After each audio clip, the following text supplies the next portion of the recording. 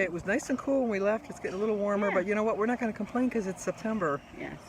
And the cold weather will be here before you know it. And I like a little bit of a sweat. That's why I wore a short sleeve shirt instead. But we have no major plans for today. Nope. No, I do not. But we did our 2 miles. Okay. Bye. Oh, if you have any, Denise thought our whatever Wednesday was boring. I did. I like it better when we have a topic. So give us a topic, Yes. please. Please. Well, hello. Today is Thursday, September 3rd, and we have birthdays today. Today is Sean Harrelson's, Harralson, Harrelson. Sean's birthday. Happy birthday to you. Happy birthday to you. Happy birthday, dear Sean. Happy birthday to you. Cha-cha-cha. It's also Ben's 21st birthday. He's legal now. Look out. Happy birthday to you. Happy birthday to you. Happy birthday, dear Ben. Happy birthday to you. Cha-cha-cha. And it's also Mary Vitro's anniversary, but Mary, you didn't tell me who your significant other's name is. What do I have to do to you guys? You gotta tell me. Happy anniversary, happy anniversary, happy anniversary, happy anniversary. Happy, happy, happy, happy, happy anniversary. Happy, happy, happy, happy, happy anniversary. Well, happy anniversary, Mary and whoever. So what did I do today? Well, I did go for my walk this morning, and it started off, it was really cool. There's a bird just sitting on top of the hummingbird feeder. Not the hummingbird, but a bird. I got distracted. Sorry about that. I did go for my walk. It was nice and cool. We left. It was nice and breezy. And then by the end of the walk, it was getting a little hot, a little sticky. So when I got home, I did some weeding. I put some chemicals in my pool. I looked up at the sky, and it looked like a beautiful, clear day. So I took all the covers off my furniture.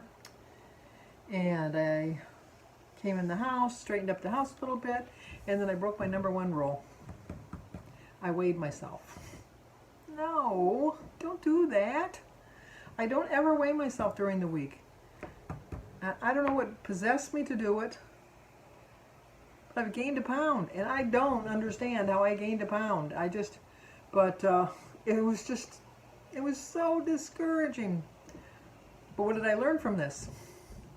Sandy, don't weigh yourself during the week. Your weight fluctuates every day for the various reasons, and we don't know why it does it, because it depends on what time.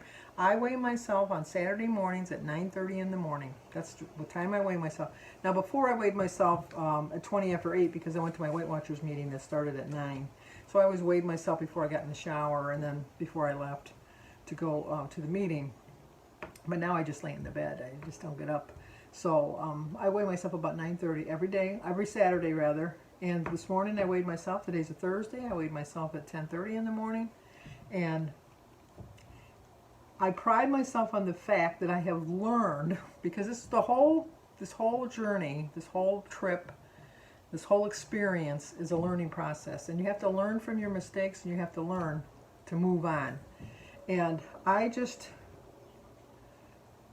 I was just so disgusted and so discouraged because I thought, I should have lost at least a half a pound, at least a half a pound. Now, granted, I almost had a 5-pound loss last week, so, like I'm kind of pushing the limit. I'm thinking I'm going to have a loss this week.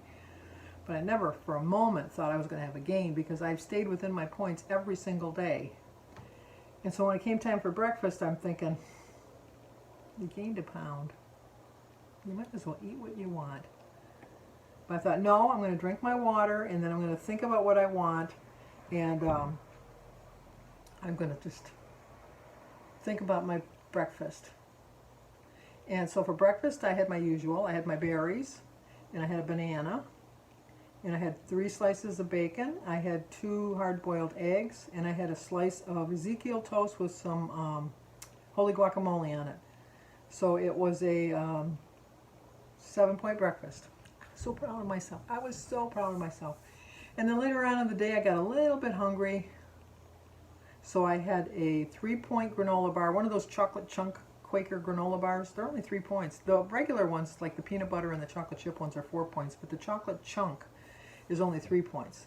So I had that, and then I had 2 pretzel rods that made it to 5, and then I had a sugar-free or Jello, which was 0, and then I had another cup of tea. So now I'm up to 12. And then for dinner, I had, because this is nighttime, I didn't record earlier.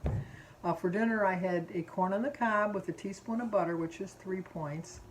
And then I had a hamburger, one of the 90-10s, but they're already pre-pattied into a quarter pounder, so that was like, what would that be? That would be 4 ounces. I think that was 7 points. I had a slice of Velveeta cheese for 1, so that was 8. 3 is 11. And then I had my sugar-free, or I had my, my 1 point Simply Lemonade with my cranberry juice, so that was another point. Oh, and I had I had 10 French fries for the Ore-Ida, which I think were 5 points. So I think I ended up with, I'd have to add it up again, but I think I had like 28 or 29 points. So I'm still within my blue dot. But as difficult as today was, I know on Saturday it's going to be worth it, because I think today was just a fluke. I really do think that it really wasn't that much of a weight gain. I think it was like, could have been a sodium gain, because for dinner last night, I told you I had a tuna fish sandwich on a wellness wrap, and then I had some rice with some diced tomatoes and some canned mushrooms, which probably had sodium in it. And I had some nuts yesterday, so it could have really just been a sodium gain. So I have to just learn that sometimes my body's not going to react the way I want. As long as I stay under the 210, I'm going to be very happy. But this morning I wasn't. I was 210.1, and I was 209 last week, so I gained 1.1 pounds. It's like discouraging. I'm telling you, discouraging. But I have to trust the process. I don't understand it. I don't understand how my body's working. I don't understand why it's doing this.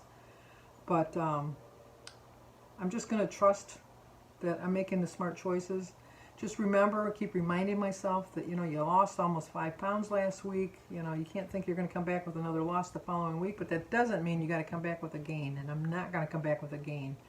I'm going to be Fridays I don't eat very heavy anyhow. I eat light on Fridays, not for weight loss. I know I keep saying that, and I know people think I'm lying, but it's not. It really isn't, because I could Fridays could be my weigh day, and I wouldn't go crazy like I do on Saturdays, because like most people, I've noticed that when it's the day they weigh in, they tend to go a little crazy that day. So it doesn't matter what day my weigh-in is. I would still eat the way I eat on Fridays. It's just the way I've been eating my whole life. So I just know that. But everything you have in life, when you learn from it, you have to realize it's a gift.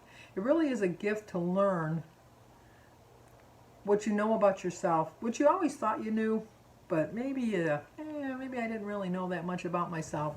But when you stay on this as long as I have, almost 4 years, I'm learning my triggers. I'm learning what sets me off. I pride myself on the fact that I have learned from my experiences, because in the past I would have weighed myself today, seen the pound gain, and went, I'm gonna go, because I'm just gonna eat what I want.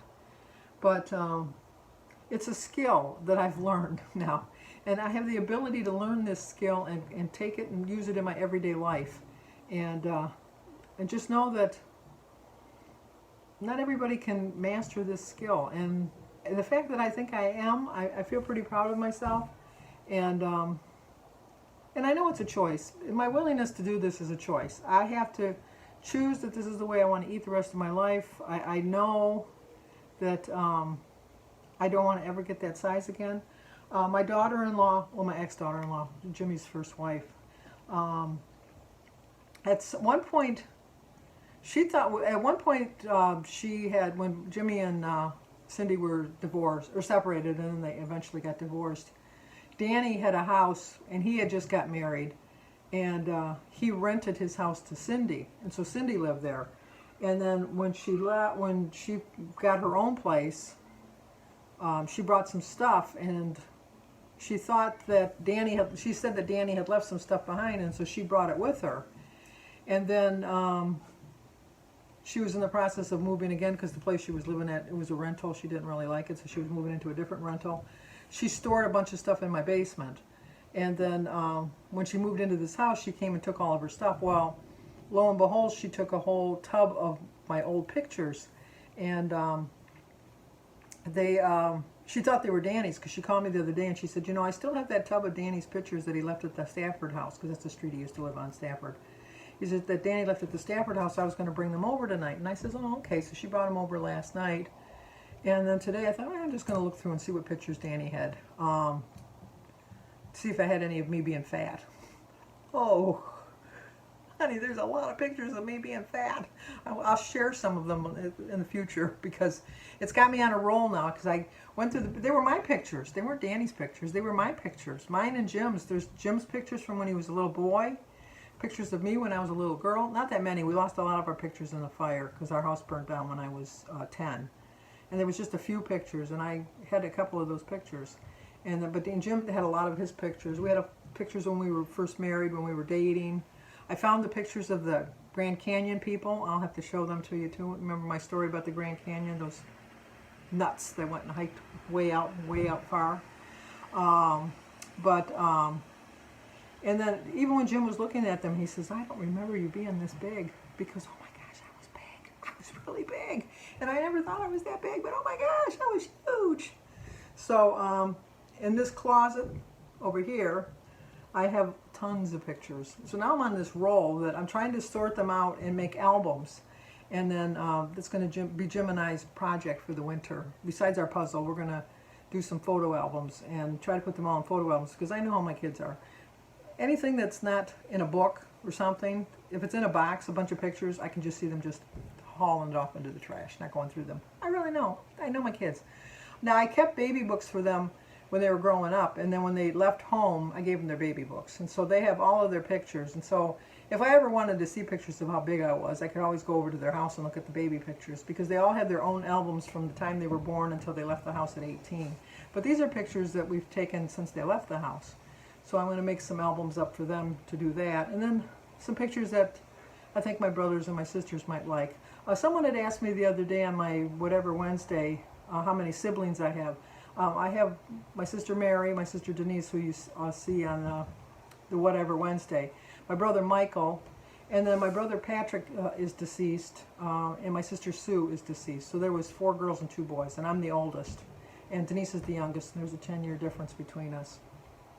But over the next couple days, I'm going to share them with you. And I think that was one of the reasons I stayed on track today, is because when I looked at these pictures and saw how big I was, I think, oh my gosh, Sandy, you were huge. You were huge.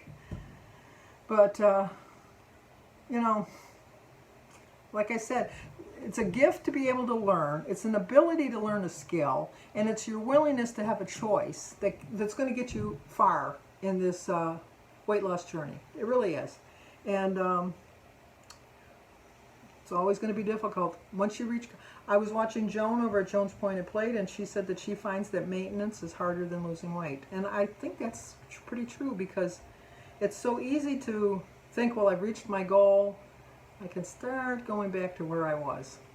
No, we can never go there. We can never go there, never. So, anyway. I just am kind of discouraged, to be honest with you, but I'm proud of myself that I stayed on track, and I'm just hoping that Saturday doesn't reflect a pound gain, because I haven't even eaten my Weight Watcher Fudge Skull bars that are 4 points that I can legitimately have, because I'm thinking I don't want to lead myself any kind of track to go off kilter. And if that's going to, for the least little thing, think that it's going to step me off, I don't want to do it. No. So we'll see. We'll just see. But